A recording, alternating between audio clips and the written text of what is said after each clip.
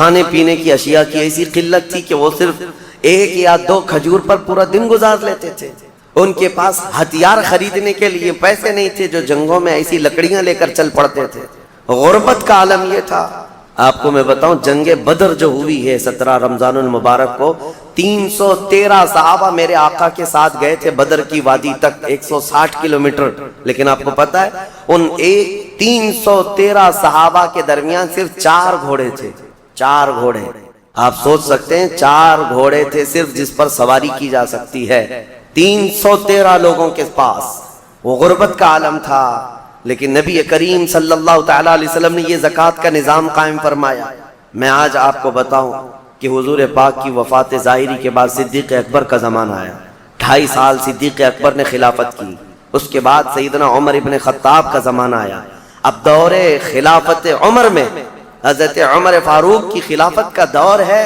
اب زکوٰۃ کا نظام بڑھ چکا تھا، اسلام کی سرحدیں بھی بہت دور ہو چکی تھیں، بہت پھیل چکی تھیں۔ یمن کے گورنر سیدنا معاذ ابن جبل رضی اللہ تعالیٰ عنہ صحابی رسول ہیں، وہاں کی زکوٰۃ کلیکٹ کرتے ہیں اور وہ زکوٰۃ مدینہ بھیجتے ہیں حضرت عمر کے پاس، خط لکھ کر کے امیر المومنین یمن کے غنی حضرات کی یہ زکوٰۃ ہے، فقراء مدینہ میں اس کو تقسیم کر دیا جائے۔ جب مال مدینے پہنچا، سیدنا عمر فاروق رضی اللہ تعالیٰ عنہ نے لیا، مدینے میں اعلان کیا کہ یمن سے زکوٰۃ آئی ہے، جو مستحقین ہیں وہ آ جائیں۔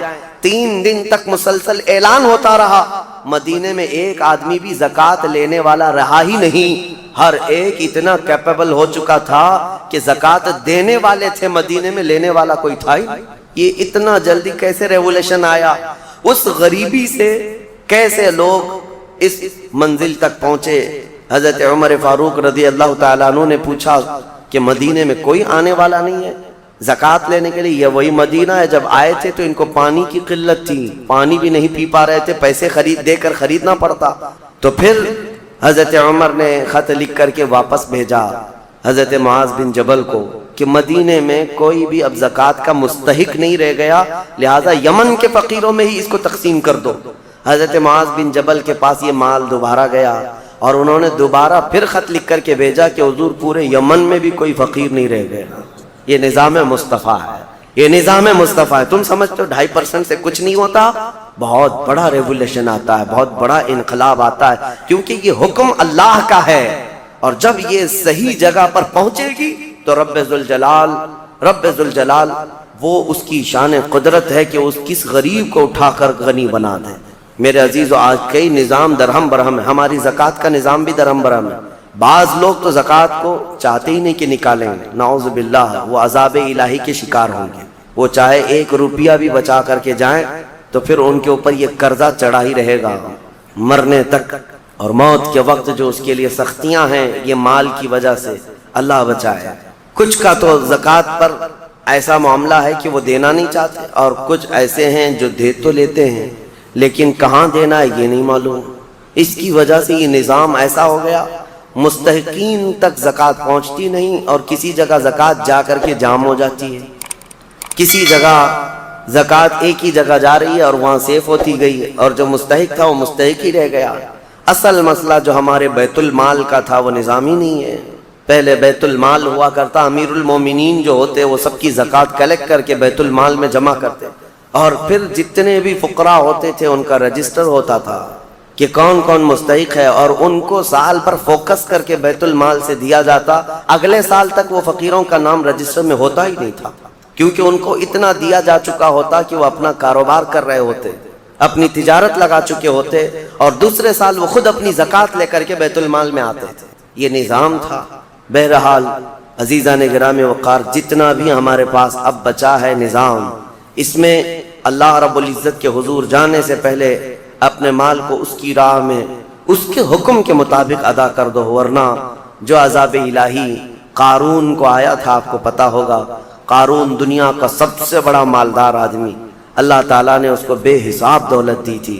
اسی سے سوچو آپ کہ اس کے خزانے اتنے تھے کہ خزانوں کی چابیاں 70 اونٹوں پر لاد کر لی جاتی تھیں، خالی چابیاں رکھنے کے لیے 70 اونٹ لگ جاتے تھے، تو پھر خزانے کتنے رہے ہوں گے۔ بے حساب اللہ نے اسے مالک بنایا تھا دنیا کا، لیکن جب زکوٰۃ کا حکم آیا حضرت موسیٰ علیہ السلام تو اس نے آنا کانی شروع کی کہ ایسا اتنا مال چلا جائے گا، اتنے خزانے تو زکوٰۃ میں جا رہے ہیں۔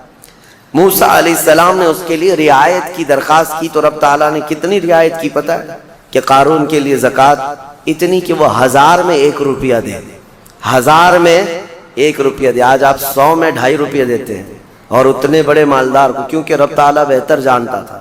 جب اس نے اس کا بھی کیلکولیشن کیا تو کئی خزانے زکوٰۃ میں نکل رہے تھے۔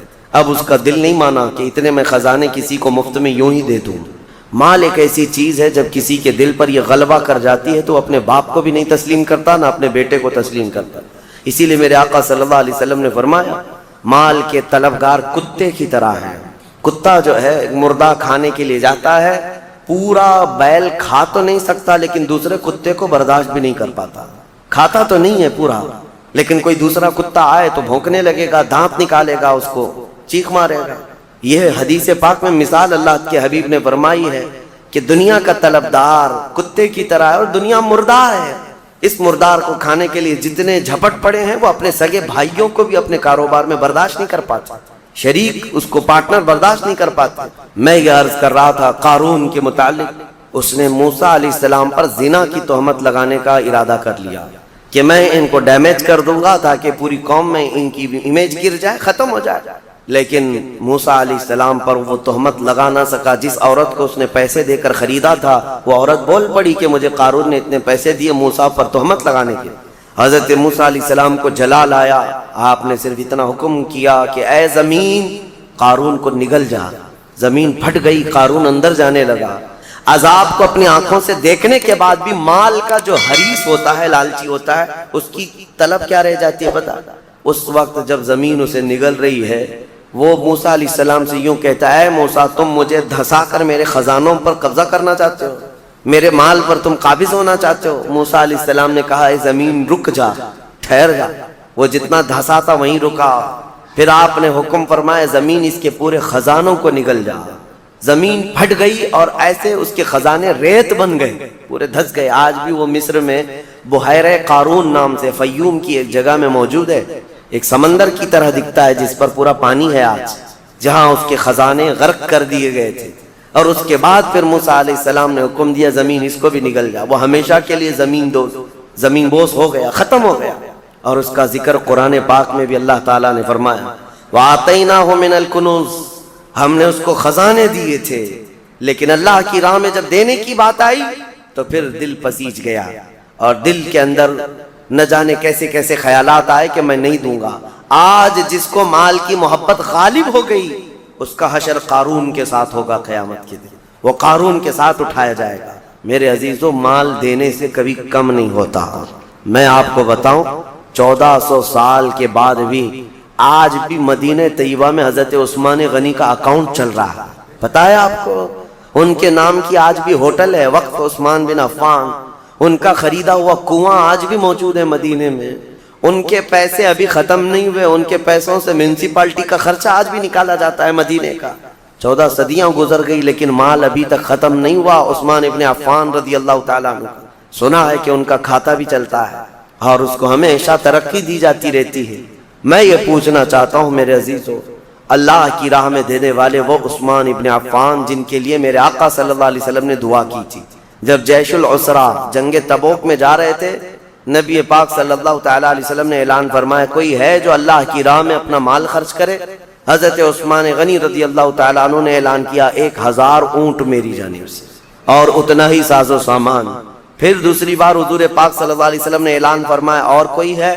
حضرت عثمان غنی دوبارہ اٹھتے ہیں اور کہتے ہیں 1000 اونٹ میری جانب سے اور اتنا ہی ساز و سامان۔ تیسری بار میرے آقا صلی اللہ علیہ وسلم نے پھر اعلان کیا کوئی اور اللہ کی راہ میں وقف کرے گا؟ حضرت عثمان غنی پھر اٹھتے ہیں اور کہتے ہیں 1000 اونٹ اور میری جانب سے۔ ایک محفل میں 3000 اونٹ ساز و سامان کے وقف کرنا، اور اس کے بعد میرے آقا نے فرمایا اب عثمان کو جنت میں جانے سے کوئی چیز روک ہی نہیں سکتی، جنت واجب کر لیا انہوں نے اپنے اوپر۔ میں کیلکولیشن کے اعتبار سے آپ کو ایک تخمینہ اندازن بتاؤں، اس زمانے میں جو حضرت عثمان غنی نے ایک محفل میں وقف کیا تھا حضور پاک کے ایک فرمان پر، ایک محفل میں جو دیا تھا، آج کے حساب سے جب اس کو ٹیلی کیا جائے اور کیلکولیٹ کر کے اس کی آج کی قیمت لگائی جائے تو تقریباً 116 کروڑ روپے کی قیمت ہوتی ہے۔ 1 ارب 16 کروڑ آج کے دور کے اعتبار سے۔ وہ اونٹ، وہ ساز و سامان، وہ ساری چیزیں، ہے کوئی جو فرمان مصطفیٰ پر 120 کروڑ اپنا یوں ہی لگا دے اللہ اور اس کے رسول کے نام پر؟ اب یہاں سے یہ بھی اندازہ ہوتا ہے کہ اللہ تعالیٰ نے ان کو اس زمانے میں کتنا مال دیا تھا، لیکن کبھی انہوں نے اللہ کی راہ میں خرچ کرنے کے لیے بخالت سے کام کبھی نہیں لیا، کبھی کوئی کنجوسی نہیں، کبھی کوئی مال پر بیٹھ جانا سانپ کی طرح کوئی ایک جگہ بھی ہمیں نہیں دکھا سکتا۔ حتیٰ کہ ایک تجارت انہوں نے جو کی تھی، اللہ اکبر، وہ ایسی تجارت کہ مدینے میں جو ہے یہودی بڑے پیسے والے تھے۔ آج بھی پوری دنیا کو کریڈٹ پر جو چلا رہے ہیں یہ یہودی ہیں، ملٹی نیشنل کمپنیاں سب یہ اپنے پاس رکھتے ہیں، ورلڈ بینک ان کے پاس ہیں، پوری دنیا کی بڑی بڑی کمپنیاں جو آج آپ کو نظر آتی ہیں، وہ الیکٹرانک تمام چیزوں کو لیں یا پھر کھانے پینے کی چیزوں کو لیں یا استعمال کی چیزیں، بڑے لیول کی کمپنیاں جن پر یہ ڈیرا ڈال کر بیٹھے ہوئے ہیں، اور ان کا حال یہی ہے کہ لوگوں کو سود پر دو اور ان کا پورا مال کھینچ لو۔ اب ہر چیز پر کریڈٹ ہے نا، آپ کو تو کوئی چھوٹا سا سامان بھی لینا ہے تو آپ کو ادھار دے دیا جائے گا اور اس کے بدلے آپ کو سود لے لیا جائے گا۔ یہودیوں کی یہ فطرت میں برسوں سے ہے، آج سے نہیں، پوری دنیا کو یہ نوٹ پر لا کر کھڑا کی ہیں۔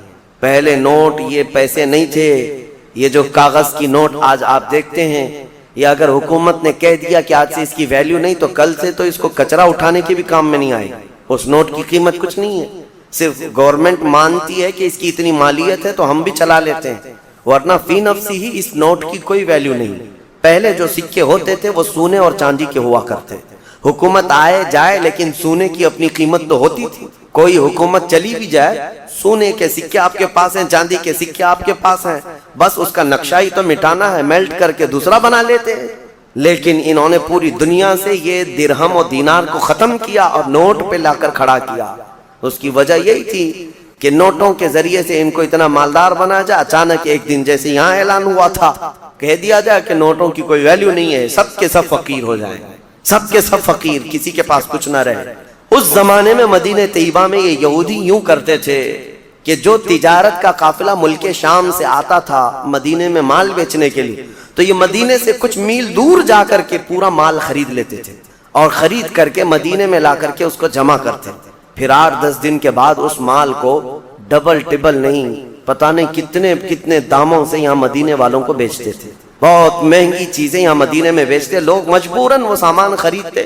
ایسے حالات تھے۔ ایک بار ہوا یہ کہ حضرت عثمان غنی کو جب یہ چیزیں ان کی حالتیں معلوم تھی تو قافلہ ملک شام سے تجارت کا آ رہا تھا، ابھی بہت دور تھا، حضرت عثمان غنی نے جا کر پورا قافلہ خرید لیا۔ آج کے دور میں پوری کی پوری طاقت لگا دیتے ہیں اپنی صحت کو صحیح کرنے کے لیے۔ اگر آپ کا گھٹنا خراب ہوا تو مجھے یہاں تک خبر ملی کہ ایک گھٹنے کا آپریشن 1.5 لاکھ روپے سے، دل کا آپریشن، سر کا آپریشن، آنکھ کا آپریشن، ہاتھ کا آپریشن، جہاں کہیں تھوڑی خرابی آئی آپ مال خرچ کر کے اس کو صحیح کرانا چاہیں گے۔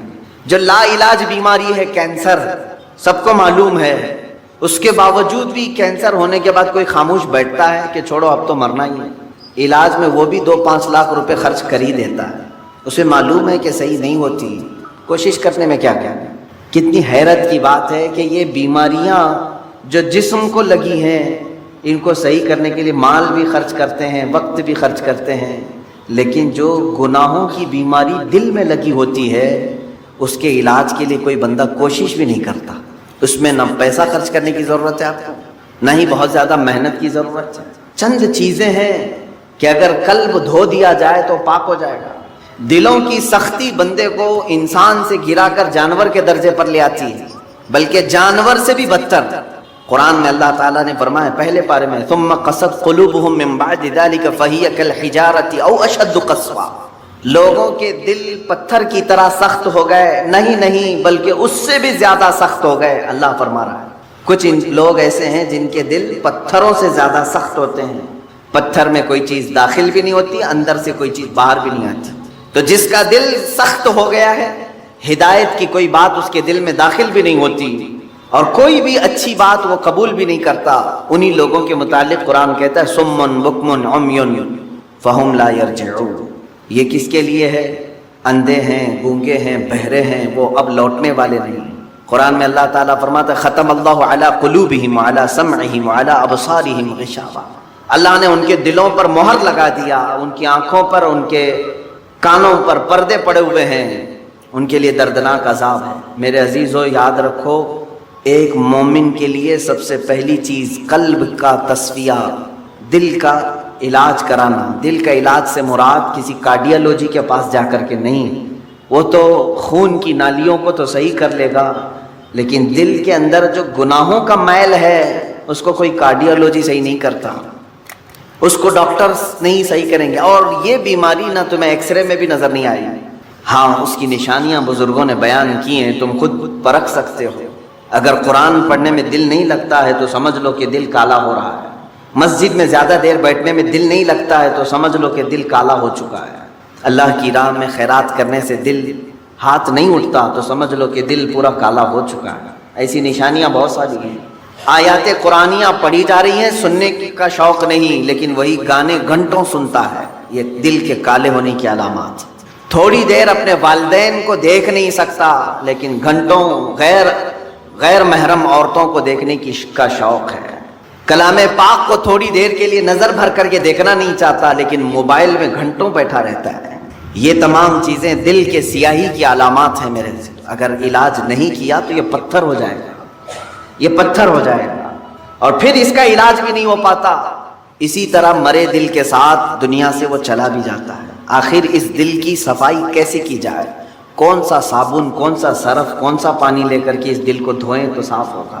نہیں میرے عزیزو، یہ دل صرف اور صرف اللہ کے ذکر سے پاک ہوتا ہے.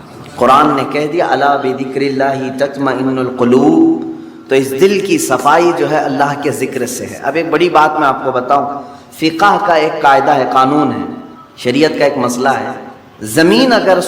زمین پر اگر نجاست پڑ گئی کیسے پاک کریں گے آپ؟ کھلی زمین تھی، گوبر پڑا ہوا ہے. پاک کرنے کا طریقہ، ہر چیز کو پاک کرنے کا طریقہ الگ الگ ہے. مسائل آپ پڑھیں گے تو سمجھ میں آئے گا. کپڑے پر لگے تو دھونا ہے، بدن پر لگے تو دھونا ہے، برتن پہ لگے تو دھونا ہے. الگ الگ طریقے ہیں سب نجاستوں کو پاک کرنے کا. کپڑے پر اگر نجاست لگی ہے تو 3 مرتبہ دھونا ہے آپ کو. کوئی غلیظ نجاست لگ گئی تھی. نجاست کی بھی 2 قسمیں ہیں، خفیف اور غلیظ. غلیظ کا مطلب جیسے پیشاب، پاخانے وغیرہ. خفیف کا مطلب حلال پرندوں کی بیٹ وغیرہ. تو یہ نجاست کو دھونے کے الگ الگ طریقے ہیں، لیکن ان میں سے اگر کہیں زمین پر نجاست لگی تو اسے کیسے دھوئیں گے آپ؟ کھلی زمین، میدان ہے باہر، اور نجاست گر گئی ہے. اس کے پاک کرنے کے 2 طریقے بزرگوں نے لکھے ہیں، فقہاء کرام نے لکھے ہیں. پہلا طریقہ یہ ہے کہ بارش اتنی آ جائے کہ نجاست بہہ جائے. بارش اتنی آ جائے، توجہ ہے نا.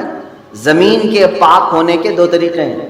بارش اتنی آ جائے کہ نجاست وہ بہہ کے چلی جائے.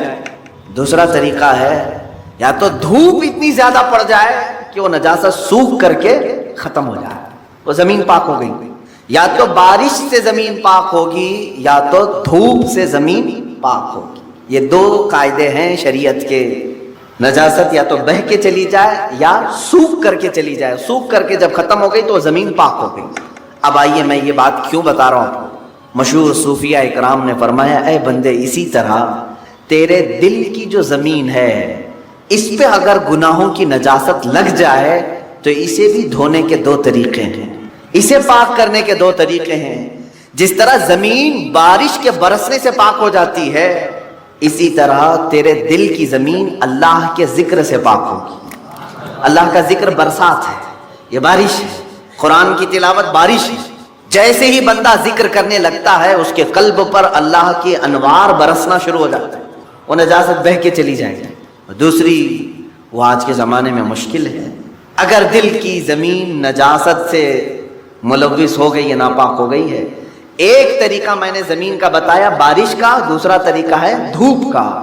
دل کی نجاست کو دھونے کے لیے ایک ذکر الہی کی برسات، یا تو پھر شیخ کامل کی نگاہوں کی گرمی سے. شیخ کامل کے نگاہوں کی گرمی سے نجاست پاک ہو سکتی. یہ 2 طریقے ہیں. شیخ کامل کا حصول معمولی بات نہیں ہے. اس میں برسا برس لوگ تلاش میں لگانا چاہیے، لیکن یہاں تو آج حال یہ ہے کہ کہیں سے کوئی بھٹک کے پیر میرے گھر آ جائے میں اس کا دامن پکڑ لوں گا۔ در حقیقت جسے اپنے بیماریوں کو صحیح کرنے کی طلب ہے وہ سچے پیر کی تلاش میں گھومتا پھرتا رہے گا، یہ نہیں کہ بازار میں بیٹھ کر کے انتظار کرے گا۔ اسے تو ڈھونڈتے رہنا چاہیے کنٹینیو کہ کہیں مجھے شیخ کامل ملے جو میرے دل کے مرض کا علاج کرے، جس کے پاس بیٹھوں تو مجھے گناہوں سے نفرت پیدا ہو جائے اور میرے دل کے اندر گناہوں کی جو نجاست ہے اس کی نگاہوں کی گرمی سے دھل جائے۔ اور یہ دو چیزیں ہوتی رہی ہیں۔ آپ کو میں یہ دونوں چیزیں اگر سناؤں، بابا فرید الدین گنج شکر رحمۃ اللہ تعالی علیہ یہ خود جو ہے اپنے، ظاہر سی بات ہے قلب میں ان کے نجاست کی بات تو میں نہیں کروں گا، لیکن انہوں نے 12 سال کنٹینیو ایک جنگل میں کھڑے ہو کر کے